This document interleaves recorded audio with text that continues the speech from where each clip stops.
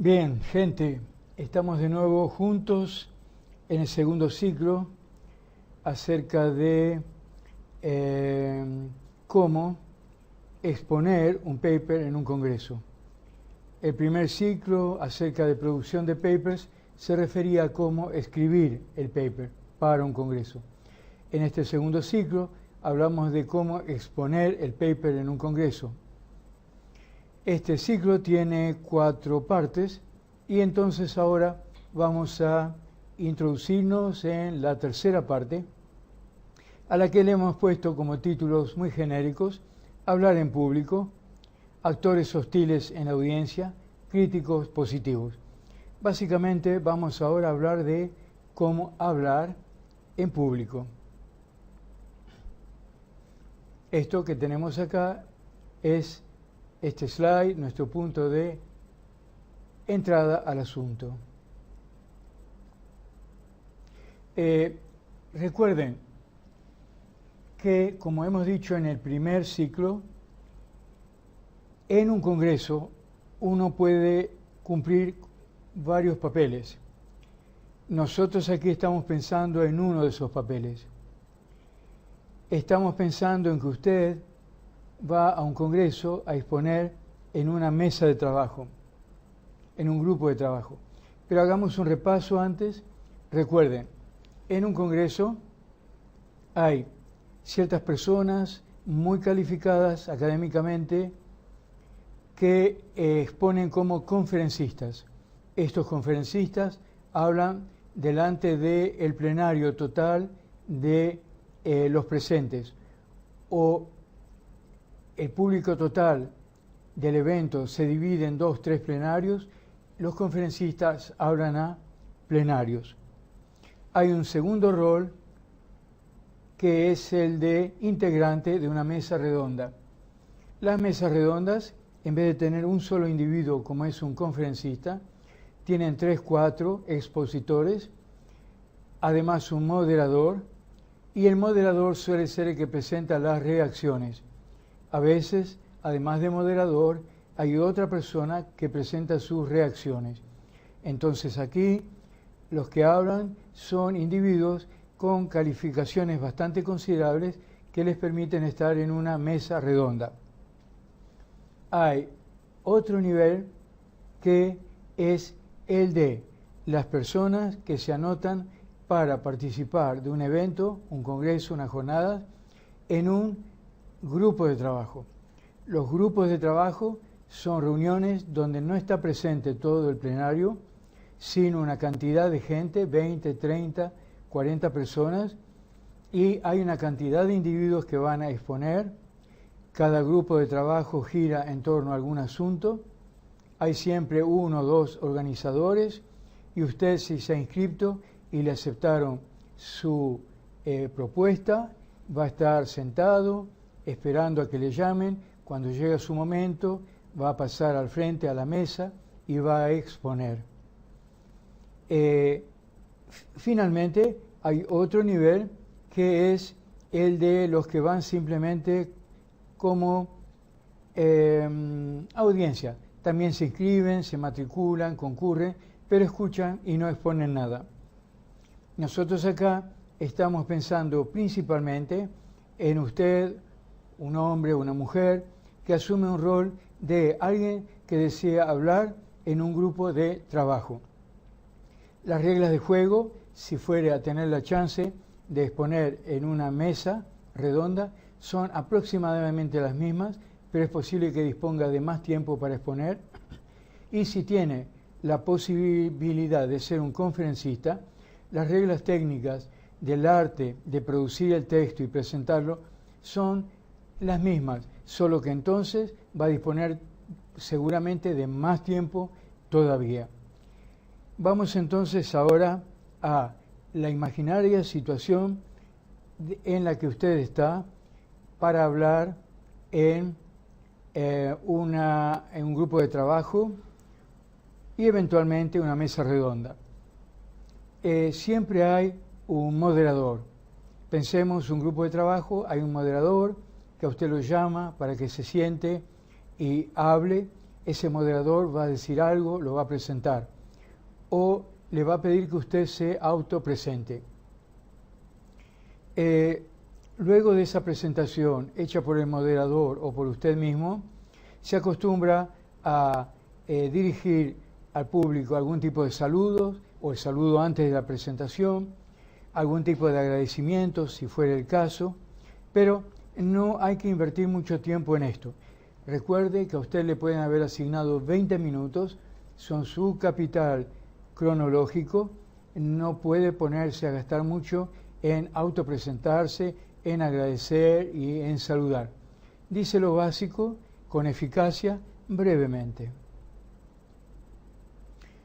Llega el momento en que tiene que leer su exposición.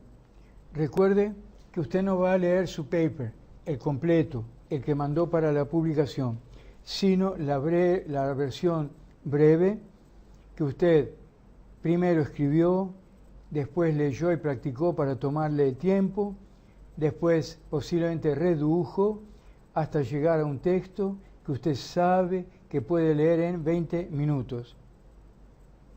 Cuando va a leer, recuerde unas pautas que ya expuse en la reunión número 2, cuando yo mismo leía una prosa extensa.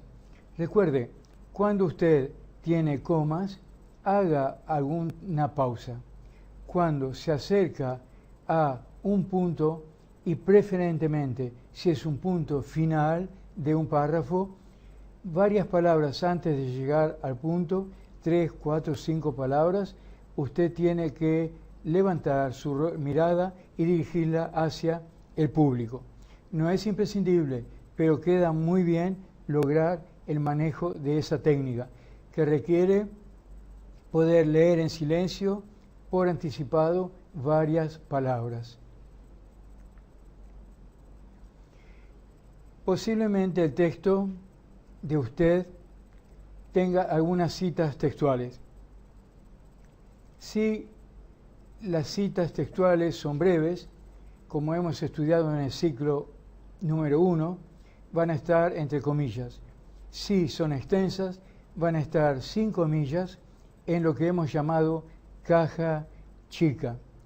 De cualquier manera, y en cualquiera de ambas opciones, cuando usted va a hacer una cita textual, va a leer algo que literalmente fue todo copiado, dice al comienzo de la lectura de esa sección de su discurso, cito. Dice, cito. Lee ese tramo y luego dice, fin de cita. Si fuere un tramo breve que está entre comillas, usted dice, abro comillas, lee la cita textual y luego dice, cierro comillas. Suele sonar más lindo la forma de decir cito, fin de cita.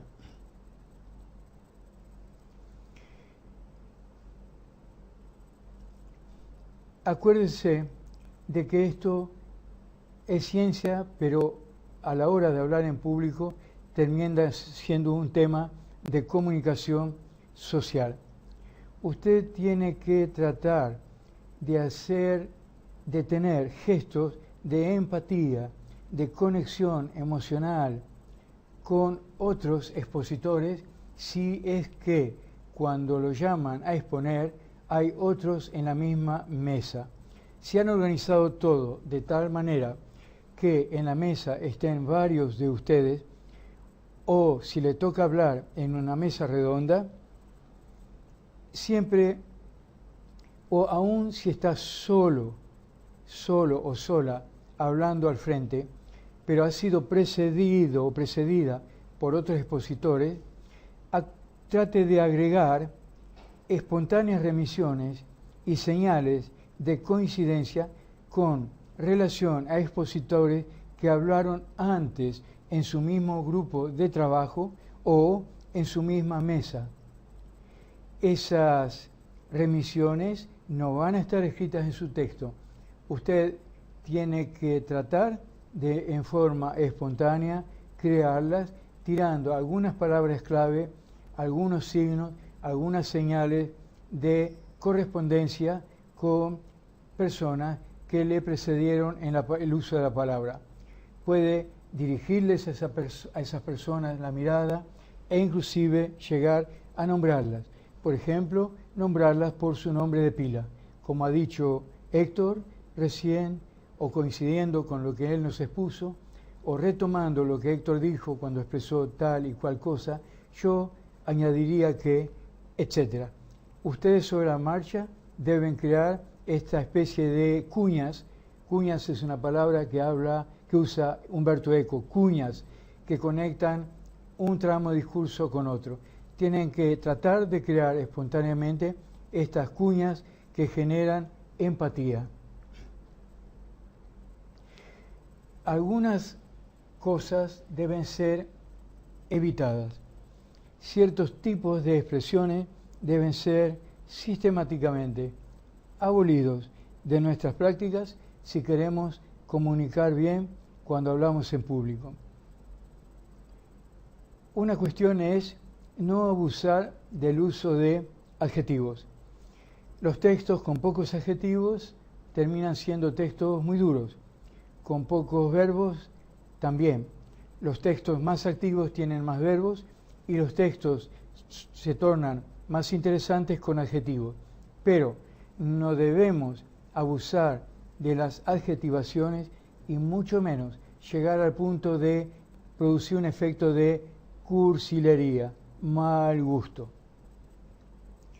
También debemos evitar el uso de insultos abiertos o velados, pero no demasiado velados, dirigidos a personas, a organizaciones, a ideologías, a corrientes políticas, etc. Y debemos evitar usar descalificaciones de aportes ajenos.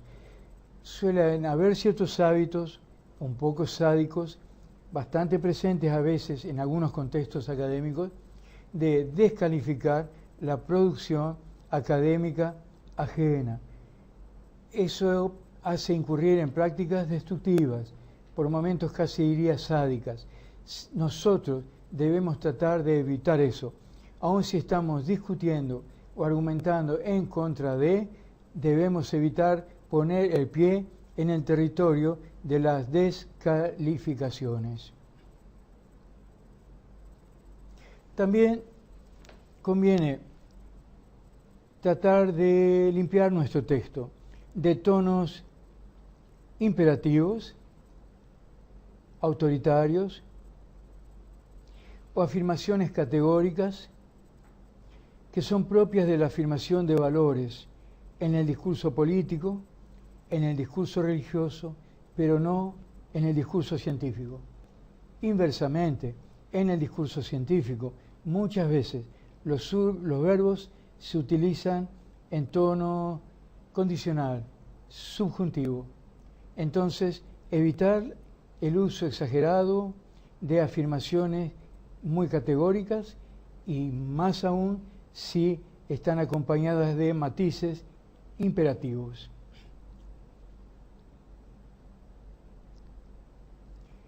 Después también es importante, para contribuir a una buena comunicación y a una buena empatía, en este caso con el público, evitar el lenguaje críptico, el lenguaje esotérico. No esotérico en el sentido de que hablemos como miembros de un grupo espiritual esotérico, sino esotérico en el sentido de un lenguaje semisecreto, propio de un grupo, o sea, un lenguaje endogrupalista. Nosotros debemos ser técnicos, debemos mantener un tono científico, pero ser claros y en toda la medida de lo posible tender hacia el universalismo.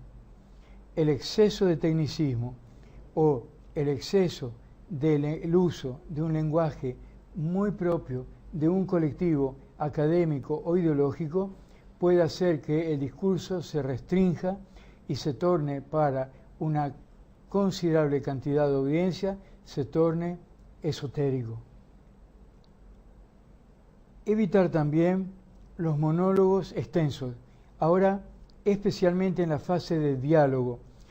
Acuérdense que regularmente, después que los expositores hablan en un grupo de trabajo o también en una mesa redonda, hay un espacio abierto al diálogo con el público.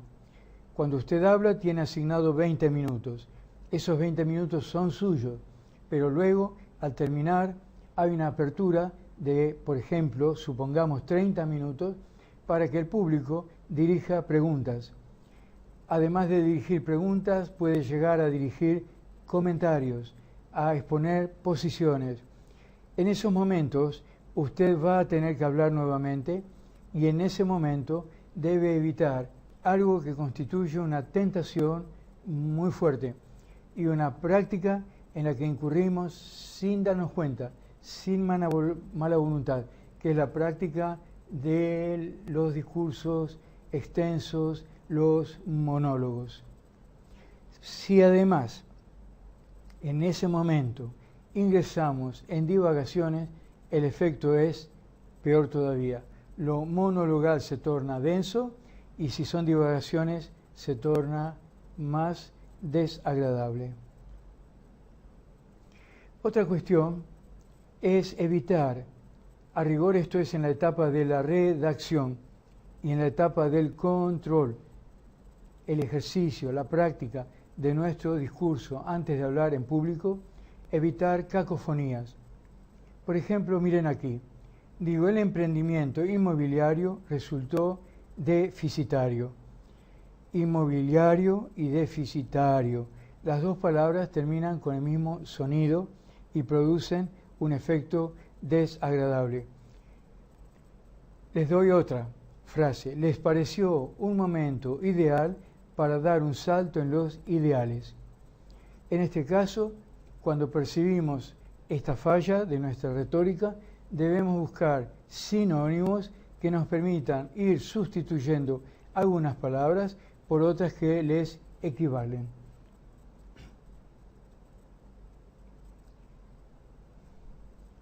Otra cuestión ahora es el de asumir posiciones frente a la audiencia, posiciones asimétricas.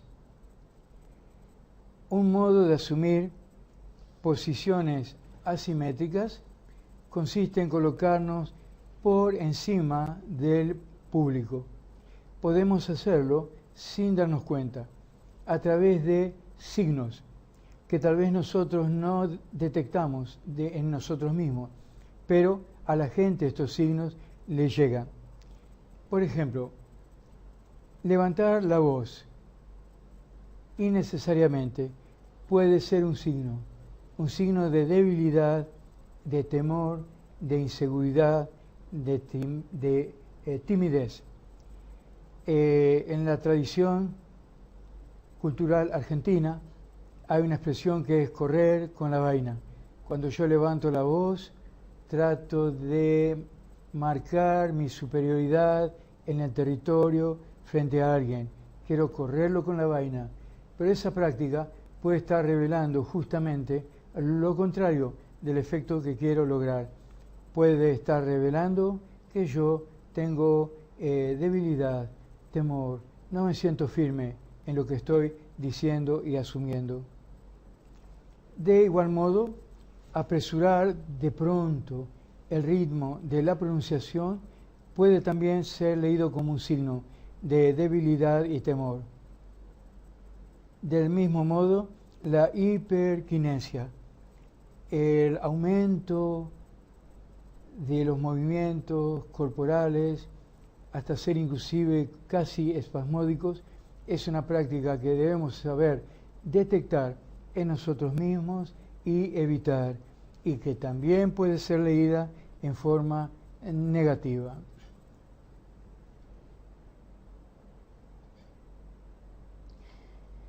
Hay prácticas retóricas que marcan muy fuertemente la asunción de una pose asimétrica ante la audiencia, una pose de estar yo por encima del público. Esto puede darse sobre todo en el momento del diálogo con la audiencia. En ese momento pueden surgirme a mí, por ejemplo, espontáneamente estas frases. Todas ellas deben ser evitadas. Por ejemplo esta, como yo siempre digo, como yo siempre acostumbro a decir, evitarla. Estoy hablando y luego digo, no sé si me entienden. Ese tic retórico, evitarlo. Otro, hablo y de pronto digo, no sé si me siguen. Evitar ese tic. Hablo y de pronto digo, ¿se entiende? O de pronto digo, ¿me siguen? O hablo, hago una pausa y digo, a ver, ¿qué quiero decir con esto? O esta otra forma, a ver, lo vuelvo a explicar. En todas estas variantes estoy colocándome, posiblemente sin saberlo, sin percibirlo, por encima del público, en una posición asimétrica y en última instancia de tipo muy egocéntrico. Debemos tratar de acostumbrarnos a percibir en nosotros mismos estas prácticas e ir aprendiendo a evitarlas. Aquí hablamos del manejo de la palabra. Pasa que nosotros nos comunicamos a través de la palabra, pero tal vez también emitimos signos a través de gestos. Emitimos signos también a través del manejo de nuestro cuerpo. Eso también es un aspecto que debemos tener en cuenta cuando nos preparamos antes de ir a un evento. En contextos donde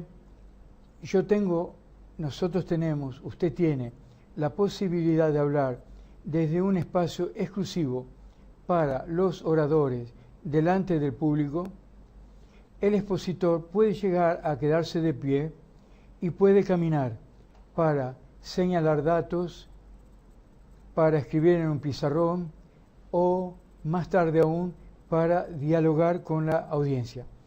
Simplificado, es posible llegar a caminar. Si hay esa oportunidad, podemos emplearla. Caminar significa hacer breves desplazamientos en el escenario, el estrado, hacia adelante, hacia la derecha, hacia la izquierda, siempre dando el rostro al público, nunca la espalda. Ahora bien, si caminamos, necesitamos tener un control remoto, en el supuesto de haber ilustrado nuestro trabajo con PowerPoint, o de lo contrario, tener a alguien que nos dé una mano y que esa persona se ocupe de hacer pasar los slides.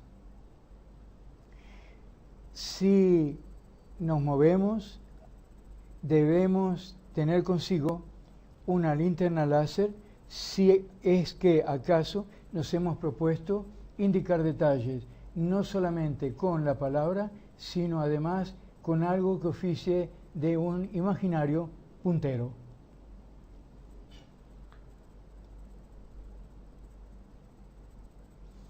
Ya antes hemos hablado de las pausas de lectura, las que nos marcan las comas, los puntos y seguido y sobre todo los puntos de final de párrafo. En esos momentos es interesante dirigir la atención hacia el público, hacia diversas personas del público alternativamente, mirándolas a esas personas, a cada una de ellas, al rostro por unos breves segundos. O sea, hacemos como una especie de paneo, miramos hacia unas personas, otras, mientras estamos hablando. Y preferentemente lo hacemos, dirigimos la mirada así, además en las pausas. a responder una pregunta u opinión expuesta por una persona ya en la fase del diálogo con el público, luego de que hemos expuesto nuestra ponencia, también dirigir la mirada hacia diferentes personas. Ahora no estaremos leyendo el texto, estaremos espontáneamente respondiendo, quizás hasta debatiendo. Ahí es importante también alternar la dirección de nuestra mirada hacia diferentes personas sobre las cuales posamos nuestra atención por unos segundos. Muy importante, vamos a referirnos a una falla en la que incurren incluso personas que tienen una notable experiencia académica. Es la de no dirigirse, en el caso de que haya un micrófono, hacia el micrófono. Es posible que tengamos un micrófono como el que yo tengo acá, así instalado en la solapa, pero es posible que no, que tengamos un micrófono en la mano o instalado en un trípode.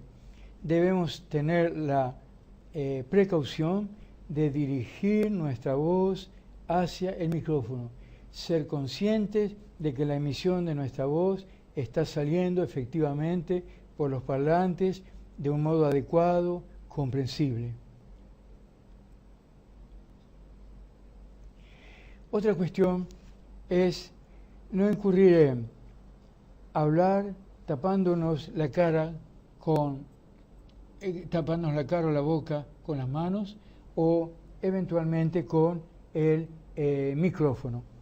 Todo esto requiere un cierto grado de autoconciencia corporal, tener conciencia de nuestra kinesia, de nuestro cuerpo, nuestros movimientos. Igualmente, cuando queremos mostrar algo en la pantalla o en el pizarrón, debemos evitar darle la espalda al público. Siempre miramos al público.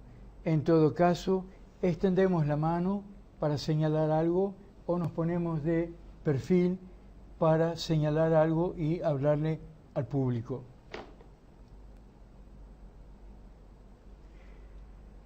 Cuando terminamos nuestra lectura, no cuando terminamos nuestra intervención en el debate, sino cuando terminamos nuestra lectura, es muy importante siempre tener dos gestos.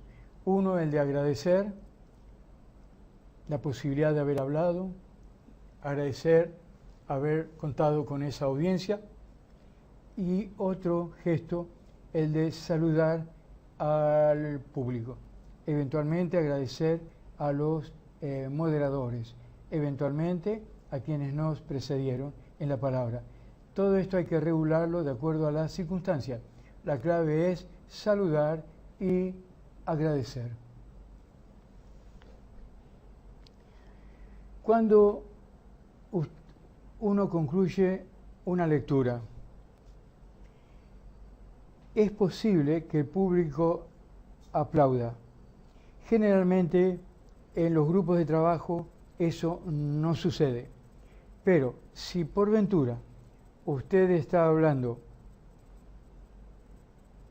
y la gente aplaude y usted está de pie en el escenario o frente a un atril o en una mesa designada a los oradores que está aislada, tiene que volver a su lugar. Supongamos está parado frente en una zona frontal del escenario o está junto a un atril, pero originalmente su silla se encuentra en una mesa donde hay otras personas sentadas. Usted tiene que, mientras aplauden, volver a su silla original y quedarse ahí sentado o sentada. No debe retirarse. Tiene derecho a hacerlo, pero es una práctica muy desagradable y altamente desaconsejable. Otra vez, en referencia a la conclusión de la lectura, usted debe tratar de llegar al comienzo de la reunión, no cuando la reunión ya empezó. Permanecer durante toda la reunión, por ejemplo, en un grupo de trabajo. No llegar cuando otros colegas ya empezaron a hablar. Es desagradable eso y hasta irrespetuoso.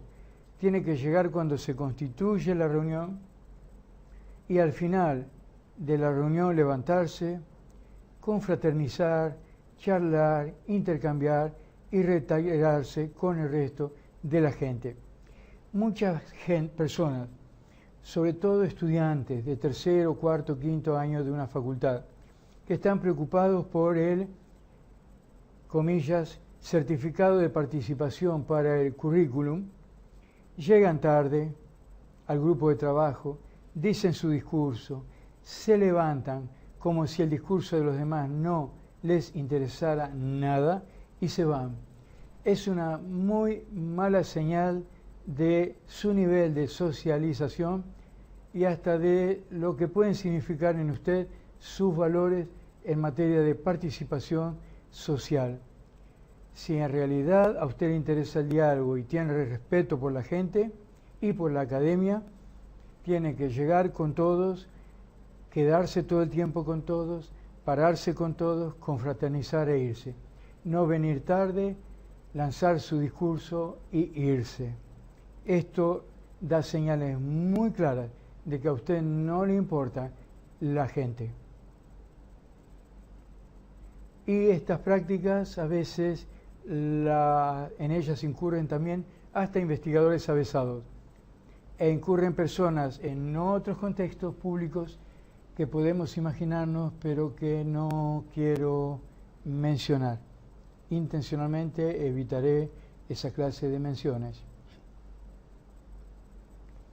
Muchas veces en las exposiciones nos encontramos con actores hostiles en la audiencia. Los hay de varias clases.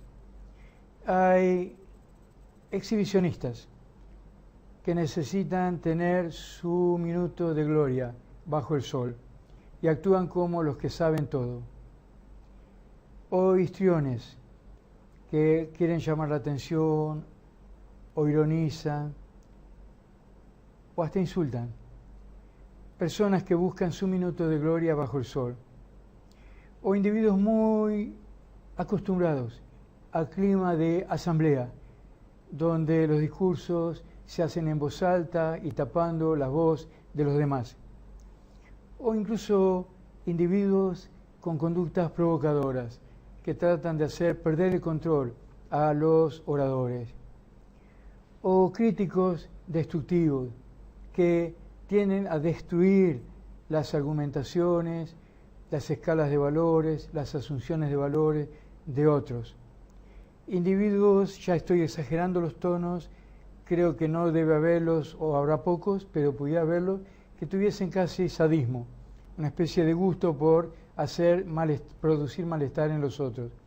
Y obviamente pudieran aparecer fanáticos, en varios sentidos, en varias formas. Hay muchos modos de ser fanático. En fin, estas personas existen y estas personas pueden crearnos dificultades. Nosotros debemos saber que existen estas personas y estar preparados para no entrar en el juego de esta clase de conductas que pueden hacernos perder el carril, sacar el tren de la vía. En la actualidad hay una frase muy de adolescente que es, se le soltó la cadena. Situaciones que pueden hacer que se nos suelte la cadena y digamos cosas que no son adecuadas para nosotros y tampoco para la audiencia. Inversamente, en cambio, suele ver críticos, pero que son críticos positivos.